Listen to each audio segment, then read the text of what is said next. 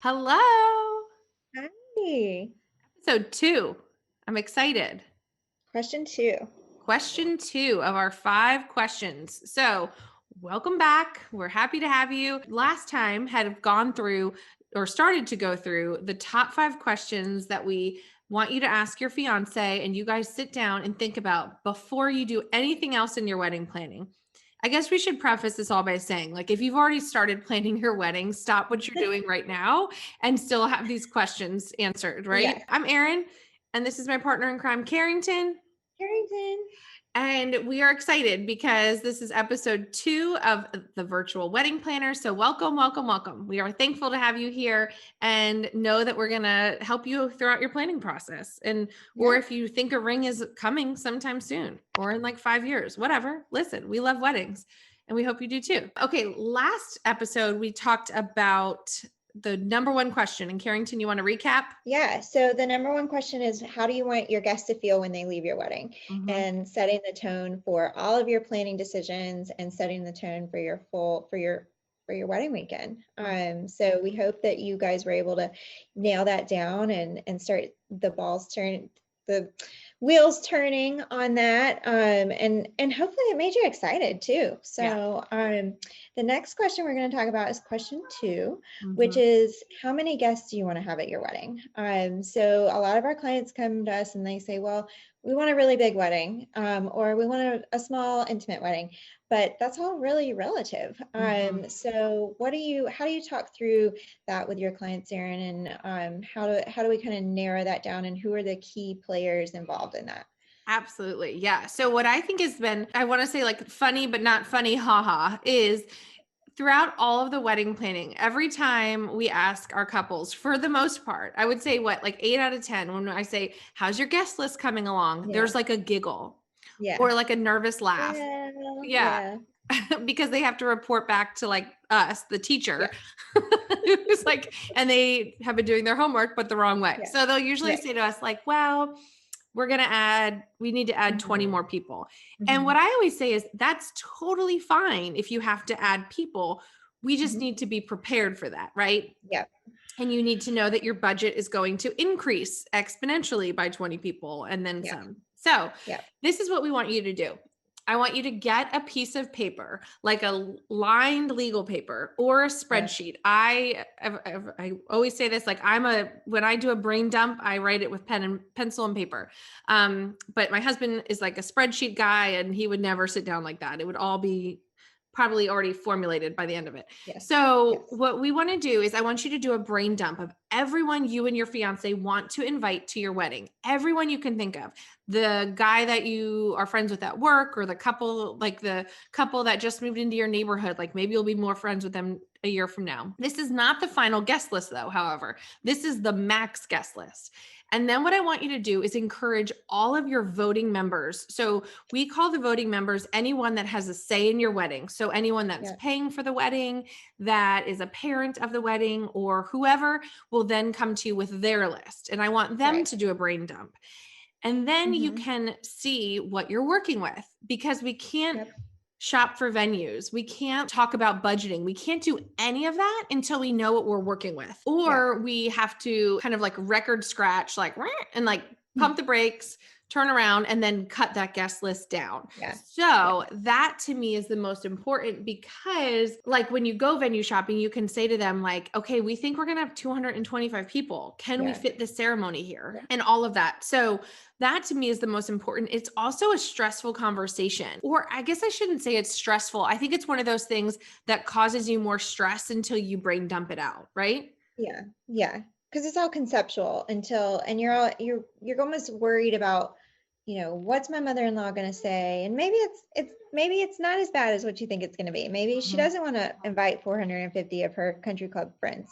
Yeah. So it's better to just set that precedent first and get it on paper and get the lists from mom and dad on both sides, Mhm. so that max out, not worst case scenario, but your top number, so that it's always better to be surprised by being able to kind of scale back and refine that number, versus every few weeks, like, we need to add these 5 more people, or we forgot this set of couples that, and then Mhm. things start to kind of escalate.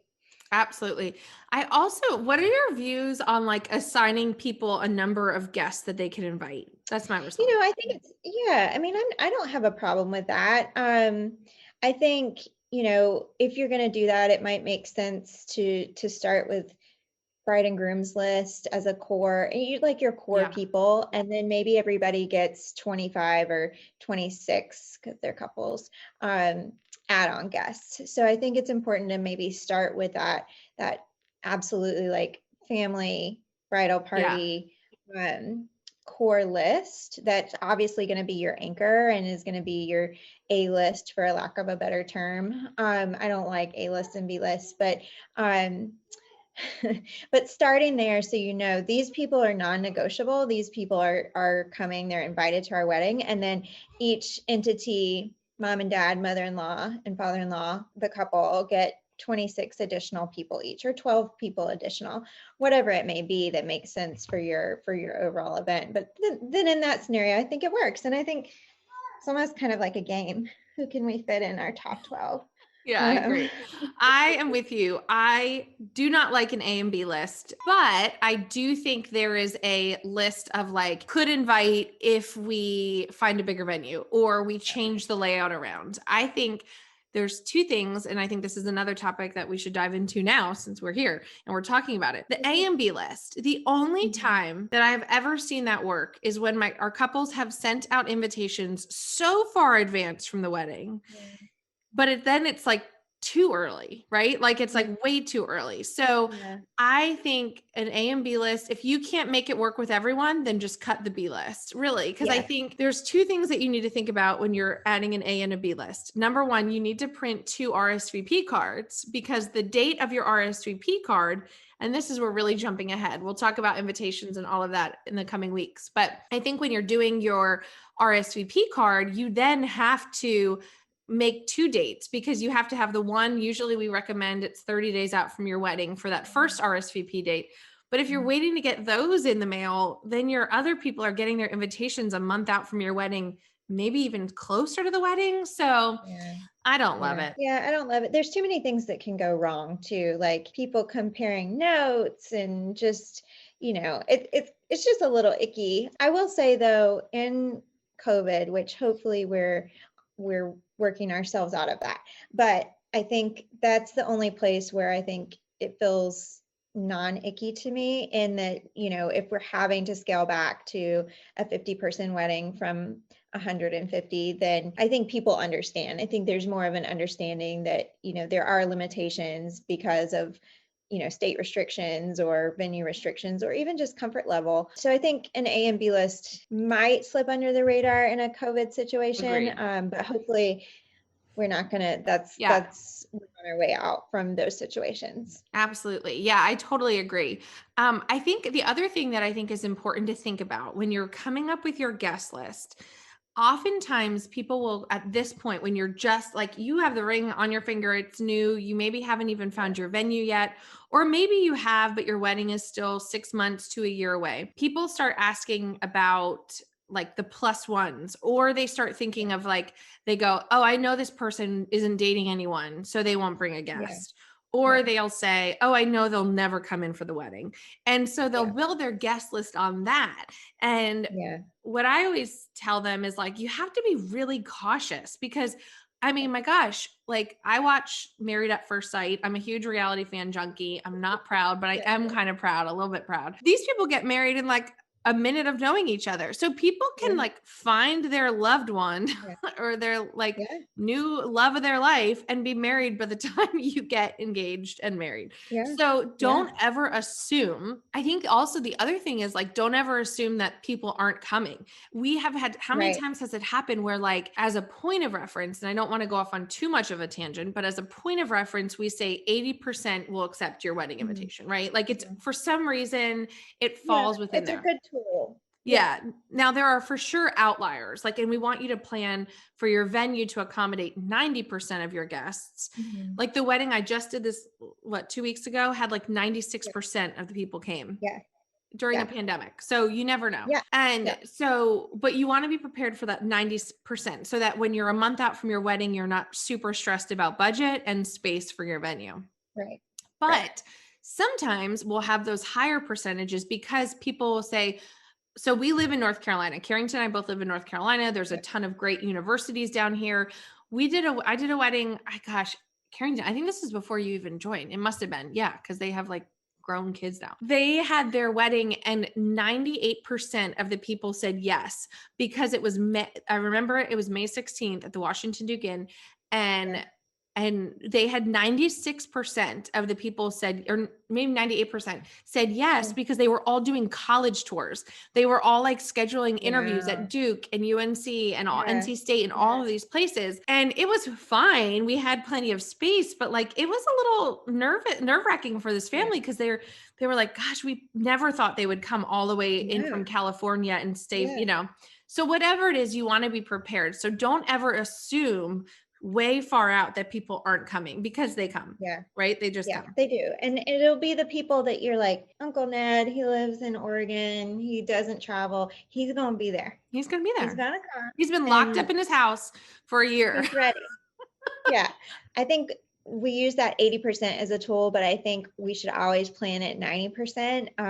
Again, this comes into play. You want to be over prepared, so that you can scale back and get excited about it. You have a little extra here and there for something exciting. But yeah, plan for more, plan that people are going to say yes. And I think that alleviates so much stress just in the process as you're putting that list together, as you're working with your in-laws and your parents. And what do you think? I think it's going to be interesting to see what happens this year and Yeah. next year. Like, I wonder if our 80% rule is going to either, like, I think it could even itself out that you have the people that are Yeah. still like big groups, or everyone's like, give me my Ready. vaccine. I'm going to party. Yeah. I'm ready to go. I don't know. I think it's going to be either one way or the other. And if the couple's super COVID conscious and they just want to make sure everybody is good to go, we all want that, of course. But there are people that are more conscious than others, and I think it's going to go one way or the other. People are going to be just like,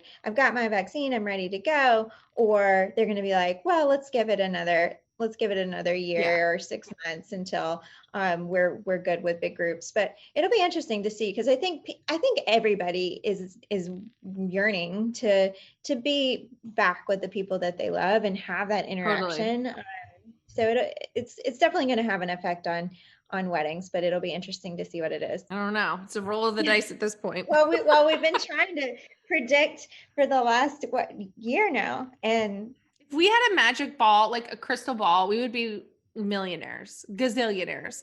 If we could tell couples whether or not it was going to rain or be warm, and now whether or not the increase of gathering limits, we'd be on an island right now. I'd rather be here with you guys on this podcast. We would. And where's our pool boy? So I think one of the biggest areas that I find is that people stress out. If I can give this one tip, throughout the year or whatever, if it's 6 months to a year, 2 years of planning your wedding, I think people obsess over this guest list, in that they are obsessive about like, okay, they're not going to come. They are going to come. And it's almost to the point that it's like, you don't have a crystal ball either. So set your guest list, collect those RSVPs as soon as you can. Our favorite website to do that is minted.com. They just started doing a really great address collecting, which I think is really helpful if you are sending out save the dates through Minted or invitations or whatever it is. Or we love postable.com. So postable.com or minted.com, they're both free sites. You can text people a link, you can Facebook message them, you can DM in any way or email them. And it's a really easy way. So I would suggest that you start collecting them as soon as you guys start this list. And then from there, you can always update it.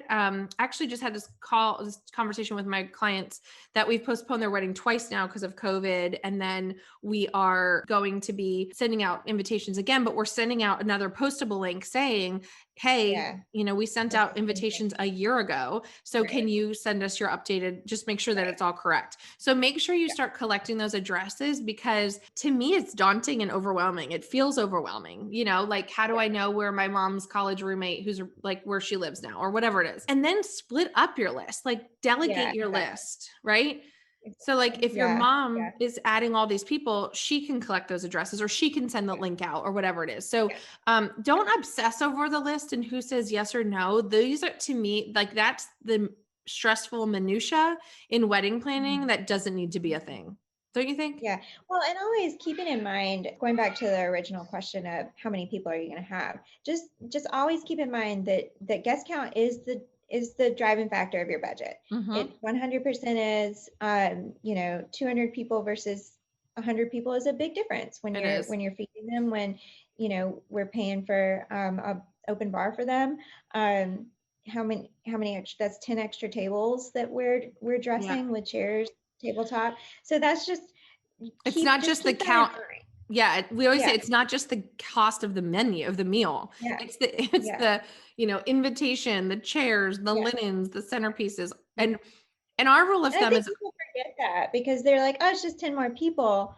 But that's 10 more sets of things that we're yeah, doing. So, and that's fine. But it's just something that, we always need to keep in the forefront of our mind when we're making decisions, on guest lists. And for some people, it's more important to scale back on a few things and have every yeah. single person in their hometown come to their wedding, and that's totally fine. But it's just something to keep in mind. And that is why we always go back to question number one. It's, what What are your goals? do you want for your wedding? What do you want people to say for your wedding? And if Yeah, it's a whole experience from, like, all the little things throughout the planning and throughout the day, then maybe we have to cut that guest list because we can't afford to yeah, add in so many other touch points throughout your day. So yeah, I hope this yeah. was helpful. I enjoyed chatting about it. I think, like I said, I think the wedding guest list and budget, which is our next episode, dun dun dun, is going to, those are the things that are really overwhelming and they keep you up at night. But let's knock them Yeah, off your list. Let's have the yeah, conversations, and we will see you absolutely. next episode. So it's been happy planning. Bye. Cheers.